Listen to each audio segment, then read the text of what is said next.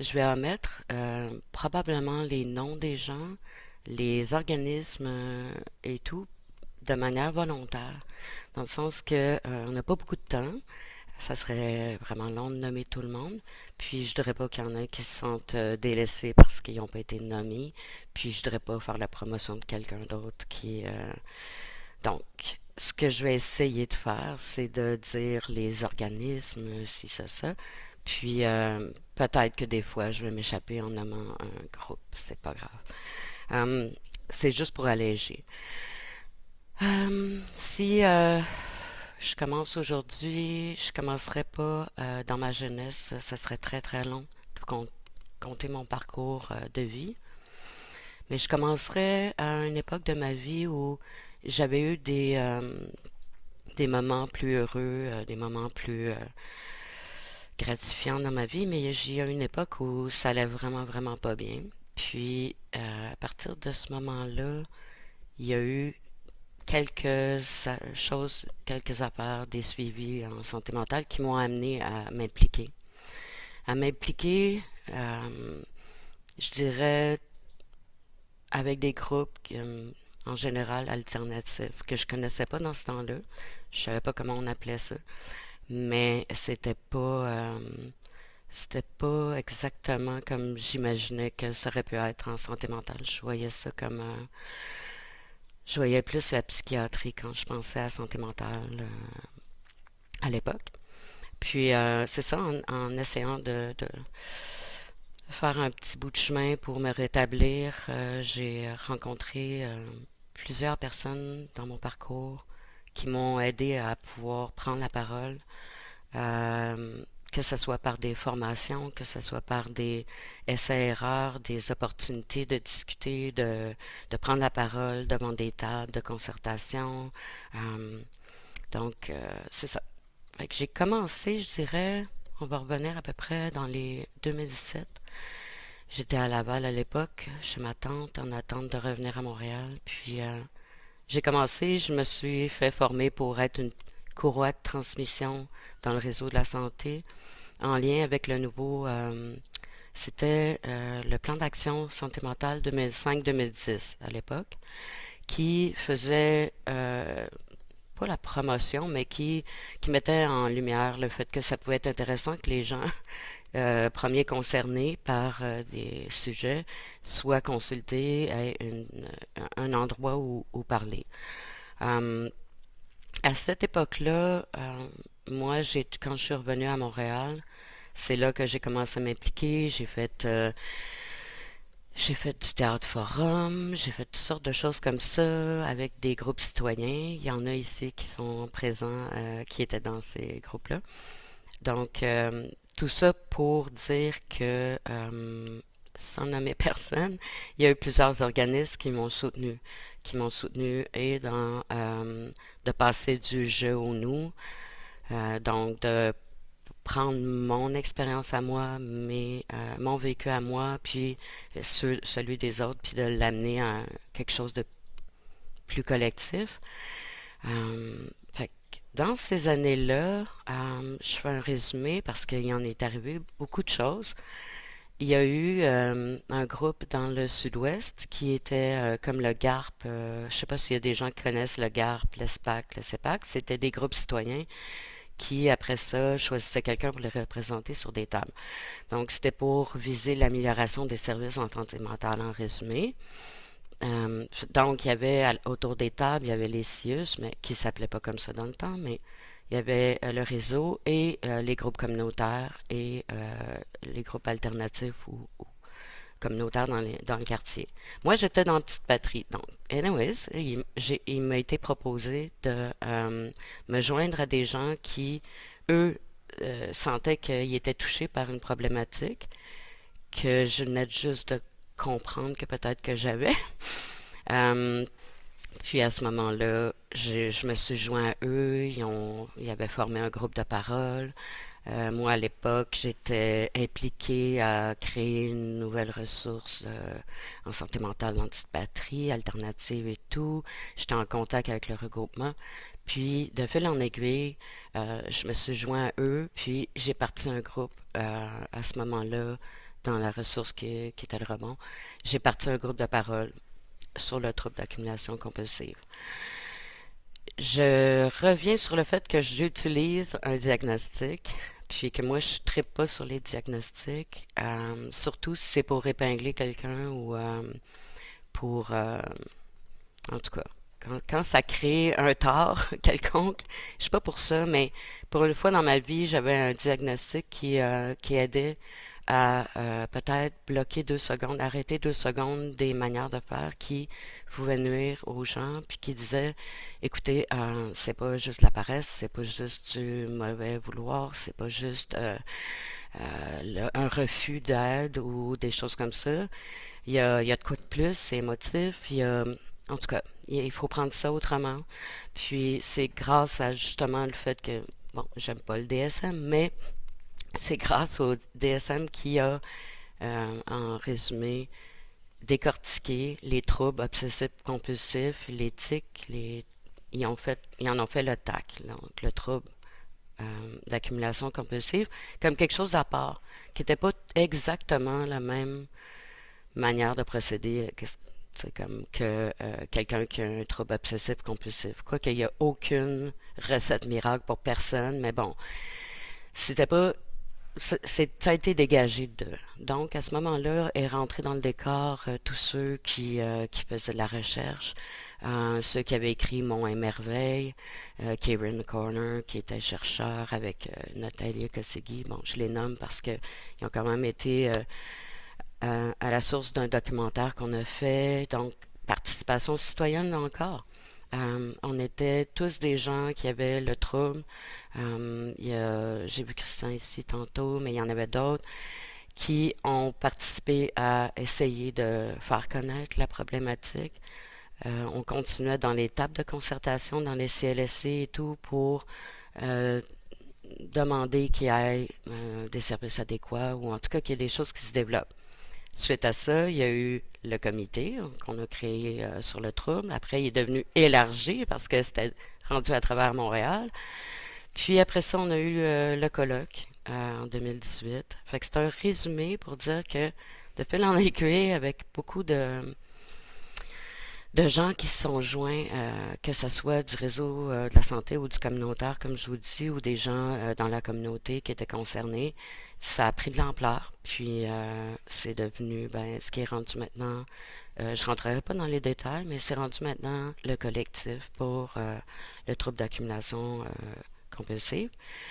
Un organisme qui est pour relier tout le monde ensemble et aider à comprendre et tout, mais pas un organisme qui vient directement en aide aux personnes. Il y a des membres dans le collectif qui le font, mais juste pour dire, vous pourrez pas demain matin appeler puis avoir des services. Fait que c'est ça. Fait que si je prends une grande respiration, je dirais que à travers les années, moi, ce qui m'a poussé à faire tout ce que je fais, c'est le fait d'en avoir souffert longtemps avant de comprendre qu'est-ce que je vivais, d'avoir vécu beaucoup d'isolement, de honte, de gêne, d'incompréhension, je dirais, conflit avec les gens qui m'entourent. Euh, une double vie où j'étais très active extérieure,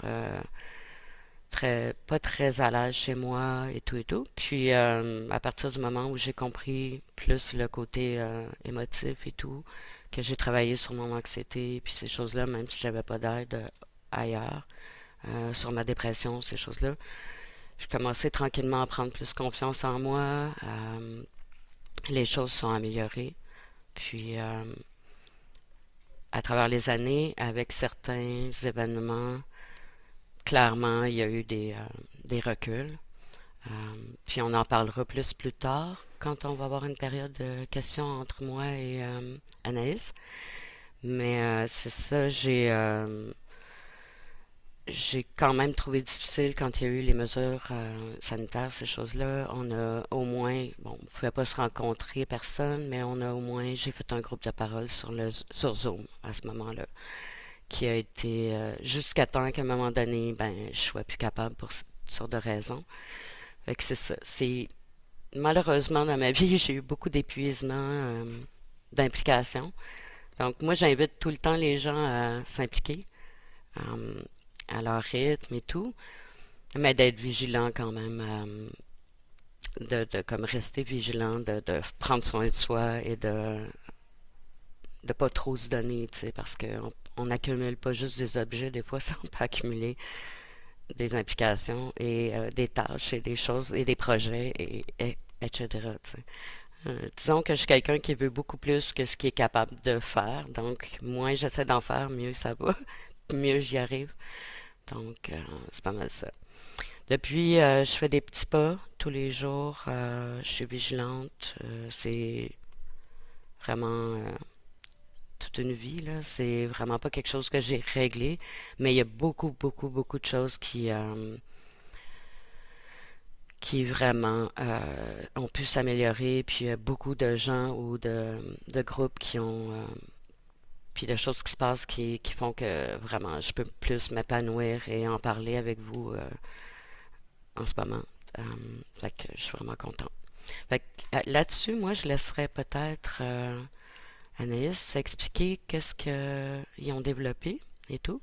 Parce que avec les questions qui vont être posées par après, je pense que je vais pouvoir ajouter tu sais, mon grain de sel à ce moment-là. Fait que je vous remercie. Merci. Donc, je vais prendre la suite. Merci Mitsu. C'est ça. Alors, donc moi, je m'appelle Anaïs. Je suis chargée de projet au service TAC, donc qu'on appellera tout le long de la rencontre, donc le trouble d'accumulation compulsive.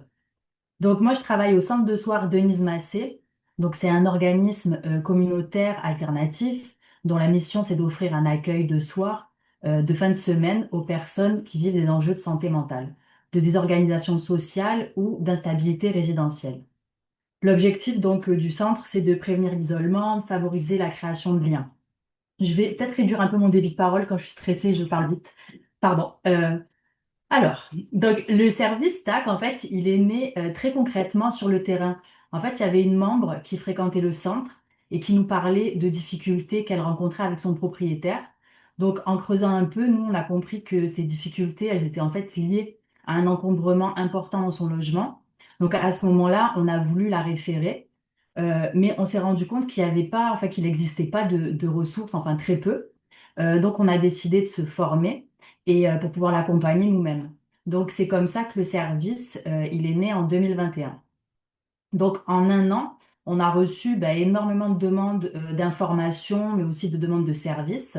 Et aujourd'hui, grâce à un financement de la ville de Montréal, dans le cadre de la lutte contre la pauvreté et l'exclusion sociale, et aussi grâce à un soutien financier de Bell pour la cause, on a pu développer donc un service plus structuré, créer deux postes de chargé de projet et élargir aussi notre territoire d'intervention pour à domicile sur toute l'île en fait de Montréal.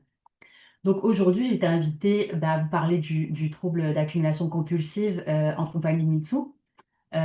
Donc je vais un peu d'abord en fait voir, enfin présenter un peu qu'est-ce que c'est que le TAC, le distinguer aussi du syndrome de Diogène, aborder les impacts et les causes du TAC, un petit peu comme Mitsu elle a pu déjà l'amener.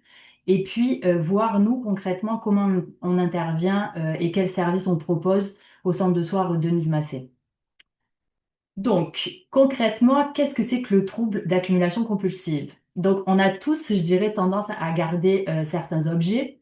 Donc, ça peut être un billet de spectacle, un vieux vêtement, un objet qui nous rappelle un moment important, ou même quelque chose qu'on garde au cas où.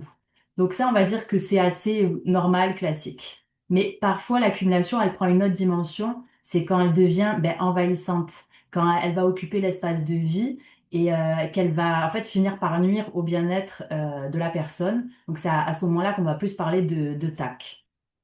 Donc le TAC, il se caractérise par une difficulté persistante à se départir d'objets.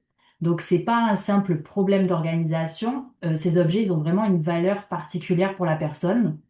Donc cette valeur, elle peut être émotionnelle, symbolique, utilitaire. Par exemple, ben, un objet, il peut être lié à un souvenir, à une personne, à un événement, ou simplement ben, être perçu comme potentiellement utile pour le futur. Donc chaque objet, il prend une valeur donc subjective et il est précieux, porteur de sens et parfois donc un repère émotionnel ou même une extension de soi. Donc, ben, dans ce contexte, ben, on voit que trier, en fait, ça devient très difficile, que la peur de manquer, de prendre une mauvaise décision, de regretter, ben, tout ça, ça empêche de se séparer des objets. Donc, on peut voir là que les objets, en fait, ils dépassent, c'est ça, la simple utilité, et que ça peut jouer un rôle de protection, venir combler un besoin émotionnel, et que ça, c'est tout ça, en fait, qui rend la séparation si difficile. Donc, l'idée même aussi de devoir s'en débarrasser, ça peut provoquer de l'anxiété, de la culpabilité. Et l'accumulation, ça devient en fait une façon de se rassurer. Donc, à court terme, ouais, à court terme, ça apaise, on va dire, mais à long terme, ça peut entraîner plusieurs conséquences. Donc, des difficultés dans le quotidien, de l'isolement social, des risques aussi pour la santé, la sécurité. Donc, les objets accumulés, ils peuvent provenir aussi de différentes sources. Ça peut être des achats, ça peut être des dons, ça peut être aussi des objets qui peuvent être récupérés. Parfois, ça peut être aussi du vol. Mais avec le temps, en fait, les objets, ils s'accumulent, l'espace de vie, il devient encombré et dans le tac, donc la personne, elle garde généralement donc conscience de sa situation. L'hygiène personnelle, elle est généralement préservée et l'insalubrité, quand elle apparaît, c'est vraiment une conséquence de l'encombrement, c'est pas un abandon de soi. Ça, je mets l'accent là-dessus parce qu'en fait, c'est là où je vais un peu faire la distinction avec le syndrome de Diogène qui est souvent confondu donc avec le TAC, mais en réalité c'est vraiment très différent.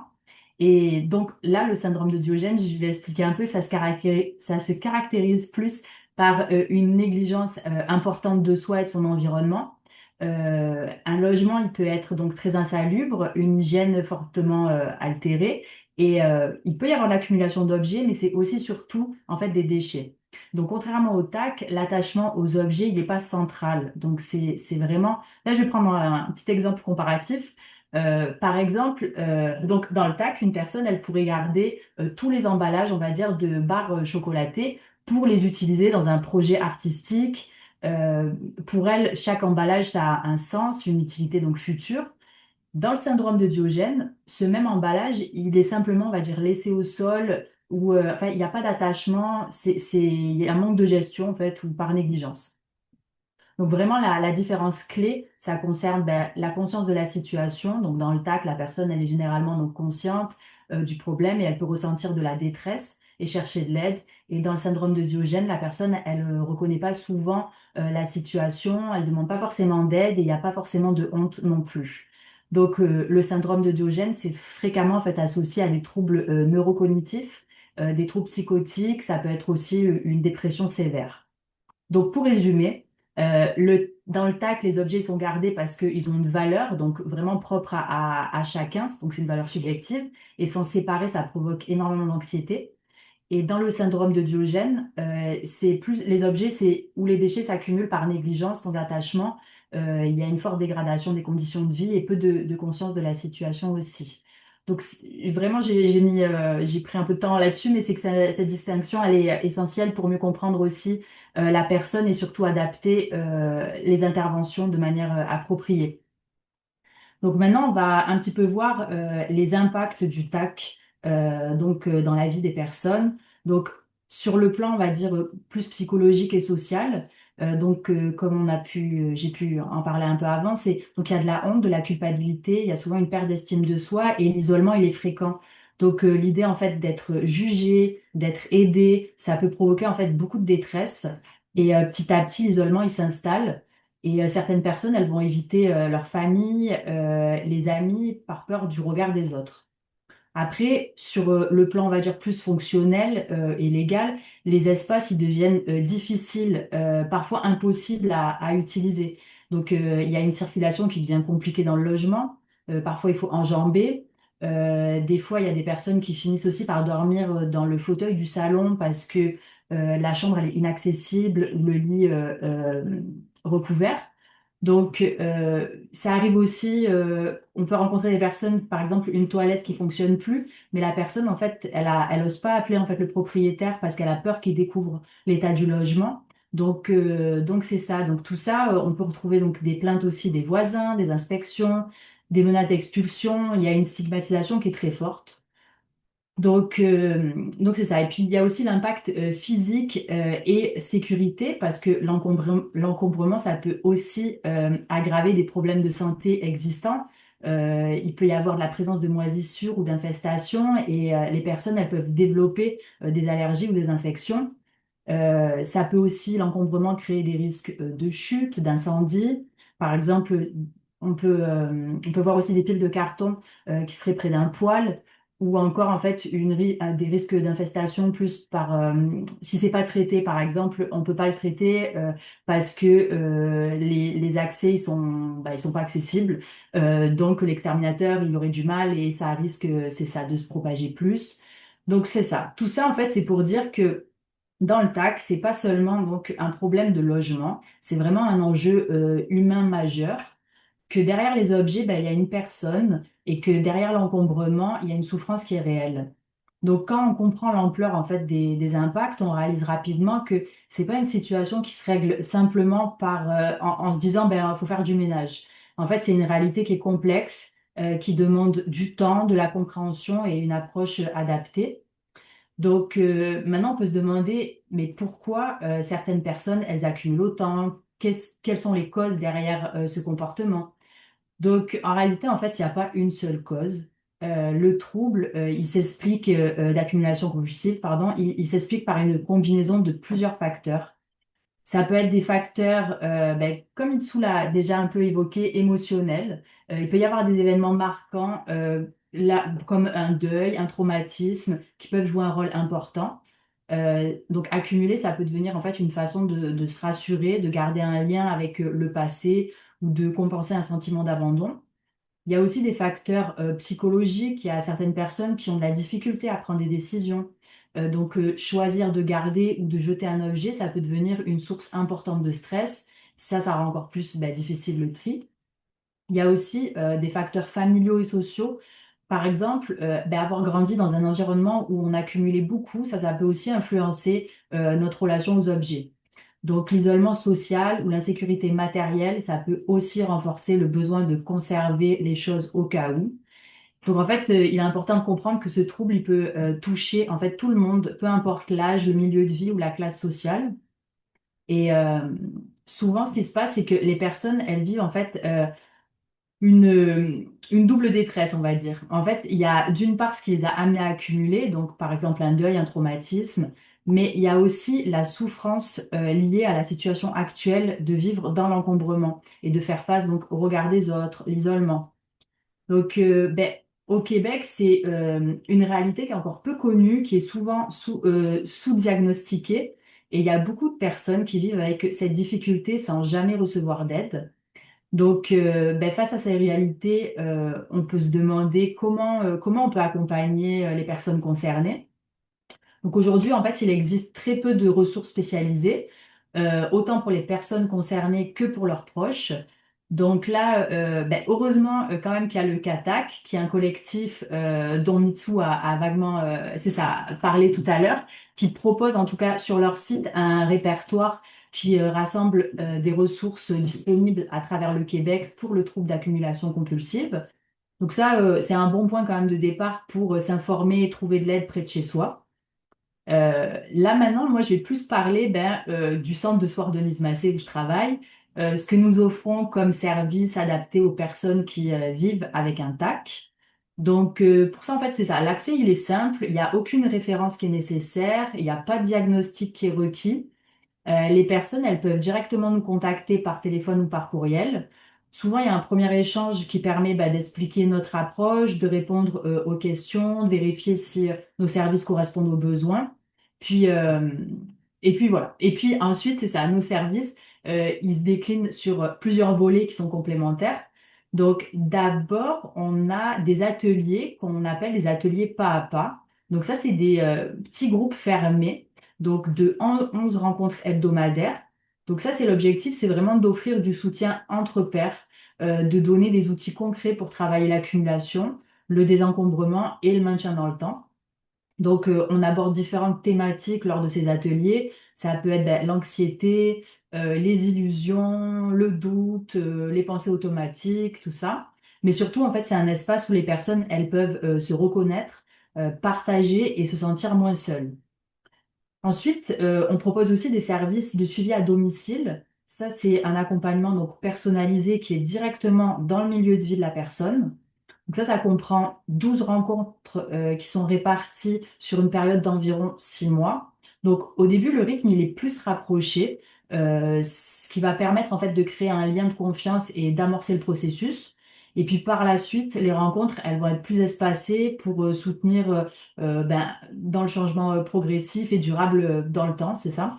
Donc, selon les besoins, cet accompagnement, il peut aussi inclure du soutien dans les démarches auprès ben, du tribunal administratif du logement. Ça peut être aussi des rencontres avec le propriétaire, une présence aussi lors d'interventions comme des exterminations. On peut aussi aider ben, à organiser le transport d'objets vers des centres de dons lorsque c'est possible. Donc ça, c'est ça. Je reviendrai après sur le suivi à domicile, mais ça, c'est pour faire bref. Donc, et pour compléter notre accompagnement, on propose aussi des cafés mensuels. Ça, c'est des moments plus informels et conviviaux qui sont ouverts à toutes les personnes qui soit ont reçu déjà nos services, soit qui en reçoivent actuellement ou qui sont en attente d'en recevoir. Ces rencontres, ça permet en fait de briser l'isolement, de créer du lien et un sentiment d'appartenance. Donc, il n'y a vraiment rien d'imposé, les échanges, ils sont librement. Donc c'est ça. Donc pour résumer nos services, il y a les ateliers pour offrir des outils, le suivi à domicile pour un accompagnement plus concret et les cafés mensuels pour un soutien social continu. Et le fil conducteur, j'ai envie de dire, bah, c'est toujours la personne qui reste bah, au centre. Donc maintenant, je vais un petit peu plus parler du suivi à domicile pour voir un peu plus concrètement comment ça se passe. Donc, c'est ça. Notre réalité, nous aussi, c'est ça, c'est d'intervenir ben, directement dans le logement de la personne. Donc, pour commencer, je tiens à préciser qu'on n'entre jamais comme ça chez quelqu'un. C'est la personne elle-même qui en fait la demande, qui nous ouvre sa porte, qui nous invite dans son intimité, dans son quotidien. Et ben, ça demande avant tout ben, du respect, de l'écoute et une certaine sensibilité.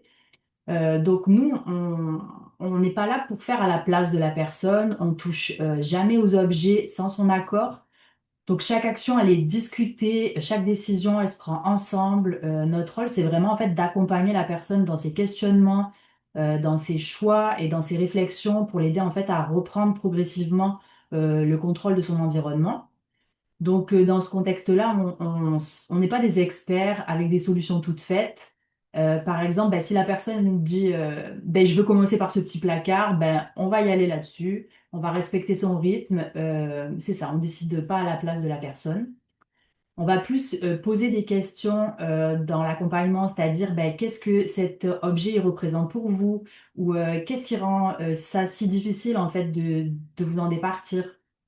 Parce que c'est ça, en fait, derrière chaque objet, ben, il y a du sens, il y a une histoire et puis il y a des émotions. Donc, nous, on va avancer progressivement avec des objectifs qui sont réalistes. Donc, c'est-à-dire qu'ils vont pas être parfaits, ça va pas être rapide, mais il faut que ça reste possible.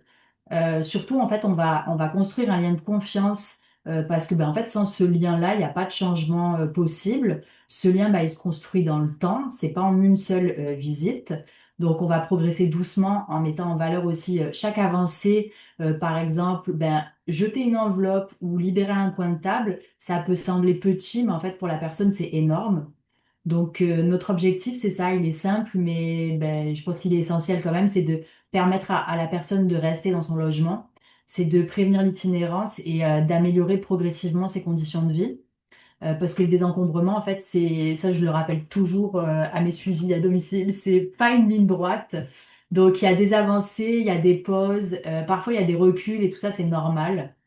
Donc voilà, après, il faut aussi reconnaître que c'est un travail exigeant, c'est aussi un travail éprouvant où pour la personne, mais aussi en tant qu'intervenant, il faut accepter de laisser aller, de pas tout contrôler. C'est un ajustement au quotidien, il y a des remises en question constantes. Et souvent, en fait, je pense que ce qui fait la différence, c'est que la personne, elle rencontre quelqu'un qui la juge pas. Donc, quelqu'un qui va l'accompagner, qui va lui permettre tranquillement de reprendre du pouvoir. Parce que ben, l'objectif, au fond, c'est pas qu'elle ait besoin de nous à long terme, c'est qu'elle puisse continuer sa route sans nous, qu'elle ait des outils, qu'elle soit capable de prendre des décisions et d'avancer par elle-même. Et ben ça prend du temps, mais chaque petit pas compte. Donc, notre travail, c'est vraiment pas de vider des logements, mais c'est d'accompagner des personnes. Donc cet accompagnement, il se fait en équipe. Donc l'équipe, j'ai envie de dire qu'elle commence d'abord ben, au sein de l'équipe du centre de soins Denise Massé, donc où il y a des rencontres quand même régulières, des espaces de supervision. Ça nous permet de réfléchir ensemble et d'ajuster nos interventions. Ensuite, j'élargis moi ce travail-là d'équipe en collaboration avec ben, les proches de la personne, ainsi que les différents professionnels impliqués. C'est ça, cette collaboration plus large, je pense qu'elle permet d'offrir un accompagnement plus complet et cohérent. Donc, si la personne, elle le souhaite aussi, oui, c'est que la première rencontre à domicile, elle peut inclure un proche ou un membre de son équipe traitante pour favoriser un climat de confiance dès le départ. Donc, c'est ça, on dit qu'on s'inscrit dans une approche intersectorielle où plusieurs acteurs, c'est ça, travaillent ensemble autour de la personne. Donc, ça peut être équipe traitante, proche, propriétaire, ça peut être aussi service incendie, protection de la jeunesse, organisme communautaire. Donc, c'est ça, l'objectif, en fait, c'est toujours le même, c'est d'offrir un accompagnement cohérent, sécurisant et centré sur la personne. Donc là, je vais conclure. C'est ça. Donc pour conclure, donc derrière chaque logement encombré, ben il y a une personne qui a accompagné. C'est pas seulement des objets qui sont à jeter et que si vraiment on veut aider, il faut arrêter donc de regarder essentiellement les objets, mais commencer à voir les personnes. Donc c'est ça. Maintenant, je pense que ça va être la période peut-être ben, un peu d'échange avec Mitsu et puis en plus grand groupe. Mais voilà. Merci. Merci. Hum, je sais pas, avec tout ce qu'on vient de se dire, est-ce que ça serait possible de prendre une petite pause? Je dis ça comme ça. Moi, ça m'irait un petit 10 minutes pour laisser décanter ça, puis revenir, puis discuter suite à ça de... C'est vraiment tellement incroyable de voir comment les choses avancent. Hum, mais de voir aussi que le temps, c'est quelque chose qui est contre nous souvent parce que et tout est fait dans l'urgence. Donc, c'est pour ça que de pouvoir aider des gens à justement comme à, pas aider, mais comme d'amener les gens à faire ça, à se dévoiler avant qu'ils soient rendus trop loin, que ce soit l'urgence, c'est tellement vraiment, ça serait merveilleux. Donc, je m'écoute, je prendrai une petite pause si ça vous dérange pas. Puis, c'est quoi, on se retrouve, Dominique, dans quoi, 10 minutes, ça vous va? Ouais, ouais, on peut faire ça. On peut prendre une petite pause de 10 minutes puis se retrouver à 2h15, genre. C'est- c'est- Merci. À À tout de tantôt. suite. Merci. À tout de suite. Dominique, tu vas arrêter l'enregistrement, puis on pourra le repartir peut-être.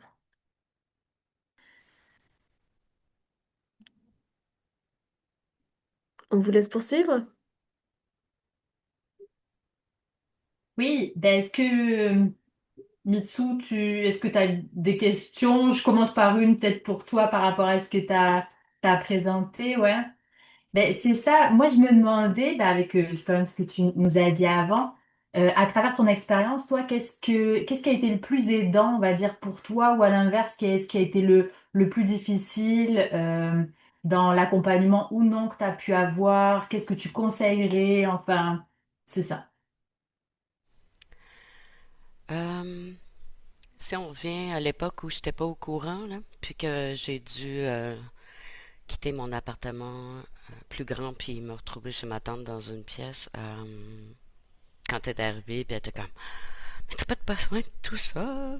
Puis c'était comme très dramatique, mais tu sais, je voyais qu'elle voulait m'aider, puis qu'elle avait bien raison, là, que j'avais un mois. Mais ce genre de réaction-là, ça a fait que malheureusement, même malgré sa bonne volonté, je me suis retrouvée en crise. Puis j'ai dit, là, tu t'en vas. Euh, Malheureusement, tu sais, oui, ça peut être impressionnant dans certains cas, là, mais malheureusement, le non-verbal est pas très, Et c'est pas facile. C'est sûr que quand on arrive, puis on peut faire comme OK, par où je commence, tu sais. Oui, puis mais ça se dit à la personne, écoute, tu sais, si on est des proches, mais en général, de pas que la personne, même si elle est impressionnée, soit pas dans le blâme ou le jugement, c'est déjà aidant. Mm. Autre chose, c'est le bon, de pas trop presser, trop je sais pas comment dire, trop d'un coup. Tu sais, quand c'est trop d'un coup, trop de monde, admettons, là, il y a 5, 6 personnes dans ma famille qui veulent m'aider en même temps, tu sais. Non. Pour moi, il n'y a rien de pire que trop de monde en même temps. Je suis quelqu'un qui n'a pas un trouble d'attention diagnostiqué, mais quand il y a trop de choses en même temps, je sais plus où donner de la tête, surtout si j'ai trop de décisions à prendre. Euh, Ce qui a été aidant, c'est les gens qui, qui ont le trouble, qui ont pu m'aider à me reconnaître, à m'accepter plus. Mais pour toutes les autres personnes qui n'ont pas le trouble puis qui voudraient comprendre ou essayer d'aider, l'écoute, c'est vraiment important. Euh, c'est sûr que malheureusement, tu sais, si on est juste dans l'écoute, ça peut être long, là. Tu sais, moi, je pourrais te parler longtemps de ah, tel objet, le ci, le ci, le ça. Fait que tu sais, il y a comme une espèce de danse ou de mouvement à y avoir avec quelqu'un. On, tu sais, j'ai une amie qui est venue m'aider, puis c'était comme, elle m'a aidé à garder le momentum. Je le savais qu'elle n'était pas dans le jugement, mais ça allait un peu vite pour moi. Mais quand même, j'avais besoin quand même d'une certaine petite pression, puis OK, on prend une pause 5 minutes, mais après on continue, parce que moi je préfère comme, non, non, c'est trop, je suis plus capable. Fait que tu sais, c'est de gager avec la personne l'énergie, puis quitte à ce qu'il y ait plusieurs petites interventions où après l'autre continue, euh, ça aide. Mais trop être dans l'acceptation, puis aussi même dans une famille, tu peux avoir des gens qui vont malheureusement, c'est pas nécessairement voulu, mais ils vont profiter du fait que l'autre personne elle garde tous les souvenirs de la famille, là. Ils savent que si eux se départissent du meuble de la grand-mère ou de ci ou de ça ou des photos, ben cette personne-là, c'est sûr qu'elle va s'en occuper. Donc, faire attention à ça, de pas comme embarquer dans ça. Moi, j'ai tendance aussi à garder des objets pour d'autres. Ça, j'ai vraiment beaucoup diminué ça. Puis ce qui m'aide aussi, c'est donnez-moi pas un objet pour ma fête. Amenez-moi au resto, je vais aller voir un show, n'importe quoi, mais donnez-moi pas un objet parce que il va prendre une signification, un lien, je vais créer un lien avec l'objet qui va représenter la personne. Je vais me sentir mal de m'en départir parce que la personne que j'aime me l'a donné, tu sais. Ça va jusque là où ma tête peut aller. C'est beaucoup moins pire qu'avant, mais ça, c'est vraiment quelque chose qui a été difficile pour moi. Puis c'est ça, arriver puis dire, ben, c'est le même qu'il faut faire, sans faire un plan d'action avec la personne, c'est pas nécessairement la meilleure chose à faire. Mais bon, dans les choses aidantes, c'est vraiment l'accueil, on dédramatise un peu, puis dépendamment de l'urgence, comme je disais, si quelqu'un doit partir dans un mois, ou si quelqu'un, moi j'ai pas de bébé chez moi, mais si quelqu'un doit se faire désinfecter, puis il y a des risques pour les autres, c'est une autre chose. Euh, mais je dirais que c'est de prendre son temps, là, puis de prendre du recul par moment. À- Avancer, puis reculer un peu, puis parce que des fois on est trop, c'est trop, c'est une montagne, tu sais. Décortiquer Ouais. les choses avec moi, ouais. Les étapes, en faire des petites qui mènent à quelque chose qui a été réussi, puis après ça, waouh, j'ai gagné cet espace-là, je me sens mieux dans ça, tu sais. Comme tu disais tantôt, si quelqu'un, c'est ce garde-robe-là qui va l'aider à faire telle chose après qu'il aime, c'est d'aller vers les premières motivations, flammes ou quoi que ce soit. Sinon, des fois, il y a des leviers comme bon, t'as pas le choix. Ton proprio, ton ci, ton ça, t'as une visite. Mais s'il n'y a pas ça, c'est d'aller vers qu'est-ce que la personne a vraiment envie de faire. Tu sais, des fois, on disait, ah, quelqu'un peut peut-être vouloir inviter quelqu'un à manger, mais ça ne marchera pas pour une autre personne qui, peut-être elle veut pas inviter quelqu'un à manger, justement. En ce moment, elle essaie de prendre soin d'elle, puis elle n'est pas encore rendue à être en relation avec d'autres intimement chez elle. Ce ne sera pas la première chose à proposer à ce moment-là. Ça va peut-être être, hey, ton bricolage que tu aimais faire, tu peux plus le faire. Est-ce que bon, dormir dans ton lit, ces choses-là. Euh, fait que c'est vraiment d'y aller avec, tu sais, tout le monde est différent, comme dans n'importe quoi. Fait que c'est d'aller vraiment comme chercher l'élément déclencheur qui fait que tu as vraiment envie de t'investir, puis de le faire pour toi aussi, pas juste pour les autres. Tu sais. Euh, Ça, c'est quelque chose que moi, ça fait quelques années que j'ai plus de besoin autant de faire. C'est que les choses sont raisonnables chez moi, donc je le fais plus juste pour les autres. Je le fais pour moi. Euh, Parce que j'aime ça, retrouver mes choses facilement. Je suis tannée de passer 2 heures à chercher telle babelle parce que j'y avais pas sa place, puis que je l'ai pas remis à sa place. Puis c'est moins apparence, plus tu sais, le confort et le... pas juste de quoi ça a l'air, tu sais. Un détail que je donne par contre, c'est que moi, je suis en colocation. Fait que j'ai la chance d'avoir quelque chose qui m'empêche d'aller trop loin. Donc, même quand j'allais vraiment pas bien, quand mon chat est décédé après, elle avait 17 ans quand elle est décédée, puis que j'allais vraiment, vraiment pas bien, quand même, les espaces communs restaient respectables. Même si Ouais. moi, dans ma chambre, moi, mes choses, moi, il y avait plus un laisser-aller dans mon environnement, j'étais plus encombrée et tout. Puis qu'après, je repartais, puis que je me réorganisais. Reste que je m'empêche de dépasser les limites de l'autre. Pour moi, c'est vraiment, vraiment important. Puis la cuisine, tout est tellement fonctionnel, ça fait tellement de bien de pouvoir faire la cuisine, des choses comme ça que des fois je pouvais pas faire avant parce que bon, il faut que tu laves avant de faire de quoi parce que si, que ça, que tu déblayes le comptoir avant de faire de quoi, puis là, ça fait vraiment du bien, tu sais. Mais trop vite, trop, euh, trop vite sans avoir un chose de rechange, c'est pour moi pas évident, tu sais. Parce qu'il faut pas oublier que ça peut être un mécanisme de défense, mais aussi un mécanisme d'adaptation. Fait que s'adapter à un deuil ou à quelque chose ou d'une manière, si on t'enlève tout de suite ta manière d'avoir copé, je sais pas comment le dire en français, mais euh, faut avoir d'autres, comme moi j'ai fait d'autres affaires pour euh, venir comme aider, là, tu sais, prendre des marches, mon sommeil est important, toutes ces choses-là, avoir des gens que t'aimes, avec qui tu peux avoir des expériences, puis ça, c'est important, d'avoir autre chose. On n'est pas que le trouble, là, tu sais. Fait que, y a-t-il une autre question que t'as? Parce que là, je pourrais Mais, partir encore pendant des mais heures. non, parce que tu réponds au fur et à mesure à plein qui m'arrive dans la tête, où j'allais plutôt Mhm. essayer de voir avec toi si tu étais à l'aise de dire est-ce que tu avais trouvé un équilibre? Parce que on parle beaucoup là de désencombrement, mais il y a de l'accumulation.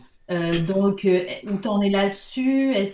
Mais sens-toi à l'aise d'en parler au Mm. moins. Enfin, Euh, un des gros défis que j'ai, moi, c'est que j'adore les bazars. J'adore aller fouiner dans un bazar et faire des trouvailles, tu sais. J'adore ça, j'ai toujours aimé ça, là. C'est comme un exutoire, tu sais. Je peux passer une demi-heure, 1 heure chercher, puis...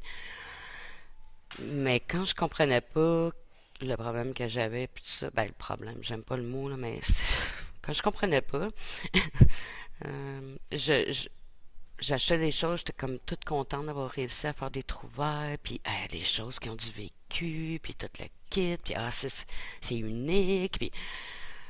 Mais là, à un moment donné, j'avais des choses, puis à un moment donné, tu les vois même plus, là, tu sais, tu peux même plus les exposer, là, tu sais. Puis là, une collection, tel objet, là, je peux pas, là, lui, il va avec la collection, je peux pas. Fait il y avait toute une espèce de, tu sais, puis comme t'as on se donne un peu des excuses sans le vouloir, mais j'ai déménagé souvent dans ma vie. Fait que, c'est parce que j'ai déménagé, de plus en plus petit. Fait que, tu sais, t'es toujours encombré. Fait que, mais tu sais, le problème, il est là, peu importe que je sois encombré ou non. Parce que il faut toujours que je pense comme, OK, si je rentre quelque chose, est-ce que c'est quelque chose qui va m'aider à faire du rangement ou qui va être vraiment essentiel pour moi ou ça va être quelque chose qui va venir ajouter un poids dans ma vie, dans le sens que après, moi, je peux plus déplacer les choses, ouvrir mon garde-robe, avoir accès à mes tiroirs. Combien de fois je me suis retrouvée encombrée dans ma chambre, puis mes tiroirs étaient vides.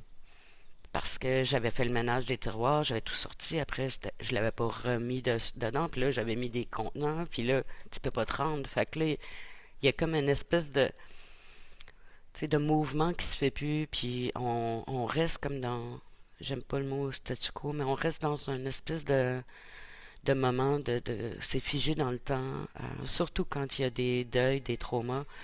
Tu sais, fait que pour moi, c'est vraiment qu'il y ait toujours un mouvement. Euh, Quand j'ai mis des crochets pour déposer de quoi dessus, puis que là, je me vois déposer ça sur mon lit, je suis comme, dans pas long, tu vas avoir à l'enlever pour te coucher. Fait que pourquoi pas le mettre directement là? Puis tu sais, c'est que, mais je me parle à tous les jours pour que je me parle. Je peux pas, c'est pas un réflexe pour moi de, euh, tu sais, il y a des moments où je trie des petites bébelles de même, mais j'ai une montagne à côté de linge propre, mais pas, pas rangé. Tu sais, c'est comme d'essayer de défocuser sur des petits détails, puis de voir l'ensemble de mes choses, puis d'être en mouvement. Mais c'est perpétuel. J'ai toujours envie d'aller au bazar. Il y a 2 jours, avec le stress qui s'en est, je suis allée dépenser mes 29 $. Tu sais, c'est comme, je me suis mis une limite. J'ai acheté des choses essentielles à part un petit bol que je trouvais beau, mais tu sais, j'ai mis beaucoup de freins. Avant, je serais peut-être allée avec 100 pièces de stock. J'aurais peut-être acheté des affaires pour d'autres, aussi ou ça, ou en quelque, mais il y a plus de réflexion, tu sais. Puis j'y vais beaucoup moins souvent. Fait que tu sais, c'est important de déterminer les gens. Il y en a qui ont des mais que non. Il y en a que c'est pas des achats compulsifs, ils ont juste gardé toutes les choses de la famille. Donc, c'est pas là à ce moment-là, s'ils se départissent, tu sais, t'as pas, ça rentre pas puis ça sort pas. Tu sais, il n'y a pas cet équilibre-là, mais quelqu'un qui consomme constamment, c'est clair qu'à un moment donné, il y a un déséquilibre qui se crée, là, s'il n'y a jamais, jamais rien qui sort, tu sais. Fait que c'est de trouver un moyen qu'il y ait un mouvement pour que, oui, des fois, on a le droit d'acquérir des choses, mais peut-être d'une manière un peu plus raisonnable. Mais moi, ça m'a pris du temps avant d'y arriver. Ça prend du temps avant de changer des habitudes. C'est très long et pénible et comme faut du temps, là. C'est comme n'importe quelle habitude. Les gens aiment pas être rewired, là, tu sais, comme le cerveau, il a une habitude de penser d'une manière, puis ça prend de l'exercice. Ça prend des exercices comme sur des choses moins difficiles peut-être. Tu sais, j'attaquerais pas la chose la plus intense pour quelqu'un, là, tu sais. Sa collection de, je sais pas moi, de clochettes, c'est peut-être pas la première chose à faire, là, tu sais. Si elle y tient vraiment beaucoup, tu sais. Ouais. Commencer avec même juste le recyclage, ces choses-là. J'avais tendance à garder des contenants pour mettre dans des choses, puis là, j'ai des contenants pour des contenants pour des contenants. À un moment donné, ça, juste ça part. Puis ça me fait vraiment plus mal. Je vois des choses sur la rue qui pourraient être récupérées, puis je fais comme, je mets des œillères, je le regarde, je le prends en photo, mais je m'en vais. C'est rare que je ramasse quelque chose. Pas juste parce que j'ai peur des bébites, mais parce que je suis comme non, c'est pas. Tu sais, il peut y avoir toutes sortes de raisons. Moi, j'ai le côté sauveur, j'ai le côté pour les objets, le côté sauveur, le côté ça peut se récupérer, ça peut servir à quelque chose. On ne pourra pas jeter ça. L'environnement. Fait qu'il y a tout ça là en background. Euh, Fait qu'à chaque fois que quelque chose casse, moi, ma mère, elle réparait. On réparait les choses. Donc, j'aurais tendance à vouloir réparer. Mais là, si j'ai des choses à réparer puis j'ai pas le temps de coudre ou réparer ça ou ça s'accumule. Fait que là, j'ai trop de projets. Et d'essayer de rendre ça, oui, plus raisonnable, mais en même temps comme acceptable. Si la personne sait que ces objets, le plus possible, vont être donnés à des personnes qui en ont besoin. Le plus possible vont être récupérés et non jetés. Le plus possible qu'ils vont avoir un sens. Comme une femme, l'autre fois, elle va partir de sa maison, si elle peut donner son piano à un organisme communautaire ou elle pourrait aller même là-bas jouer, ça va tout changer sa perception de se départir de son piano. On se comprend? Fait que de comprendre, tu sais, est-ce que j'ai plein de livres parce que j'aime ça avoir l'air d'avoir des connaissances? Si on m'enlève tous mes livres, pour quelqu'un, des livres, c'est rien. Mais pour moi, ça a quelque chose de significatif de mon identité, tu sais. Fait que c'est de voir à quoi ça correspond. Mais moi, c'est tous les genres. J'ai des objets, j'ai des vêtements, j'ai des bibelots, j'ai pas un type, tu sais. Puis beaucoup de papier. Beaucoup, beaucoup, beaucoup de papier. Fait que puis ça, ben, rentrer dans le papier, là, de toutes les lire, puis ça, c'est long, là. Fait que là, moi, je les trie, mais comme, je mets ça un petit peu à plus tard, là, quand tu veux faire de la place, parce que Fait que par où commencer, c'est dans le fond, si quelqu'un peut aider à voir plus clair, puis, hey, par où on pourrait commencer, c'est quoi la priorité, tu sais? Moi, j'ai de la misère avec ça. J'ai bien de la misère à déterminer les priorités, bien de la misère à prendre des décisions, à choisir entre quelque chose puis quelque chose. Fait que, tu sais, si tu considères tout ça, puis je suis visuel, hein, j'ai peur d'oublier quelque chose. Fait que là, je le mets à la vue, tu sais, puis c'est interminable, là, si t'as tout à la vue, tu sais, ou à portée de main, là, c'est fou. Fait que, tu sais, c'est dur après, tu te retrouves plus, t'as fait du ménage, ah, je me retrouve plus, puis j'ai fait du ménage, tu sais. T'étais dans un chaos organisé, genre, dans ta tête, tu sais où telle affaire est en dessous, jusqu'à un certain point, tu sais. Puis les gens me demandent comment tu fais pour savoir si tu as le tact. Mais tu sais, s'il n'y a pas d'encombrement qui nuit à la personne, je veux dire, il y a plein de monde qui ont tendance à faire ça. Juste nos sacoches, nos affaires, on va avoir tendance à pas faire le ménage des factures, des affaires de même. Là, je veux dire, il y a un moment donné, de temps en temps, il faut un peu regarder si ça rentre plus. Tu sais. Fait on a tout un peu de tendance, peut-être, mais où est-ce que ça devient problématique, c'est quand ta qualité de vie ou celle des autres qui t'entourent est touchée. C'est pour ça que il y a de l'aide qui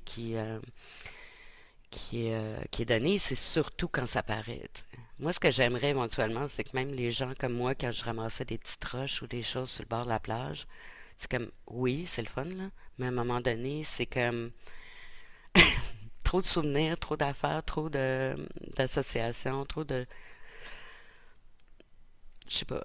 Mais en tout cas, il y a une chose qui est sûre, c'est que les objets, on peut être plus en contrôle d'eux, entre guillemets, euh, que dans nos relations interpersonnelles. Puis quand on a peur d'avoir mal, c'est comme les animaux. Un objet, tu peux beaucoup plus. Il va t'amener un plaisir visuel ou whatever sur le coup ou tactile, mais en général, il peut pas te faire mal. Pas trop, en tout cas. On s'entend, là. Euh, il va pas te quitter nécessairement. Puis c'est ça. Fait que j'ai toujours eu plus de facilité. Fait que de soigner ses blessures avec les gens, son abandon, son estime faible et ces choses-là que j'ai toujours eues, ça aide. Ça aide à se départir. Puis à lâcher prise. Pas lâcher la patate, mais lâcher prise.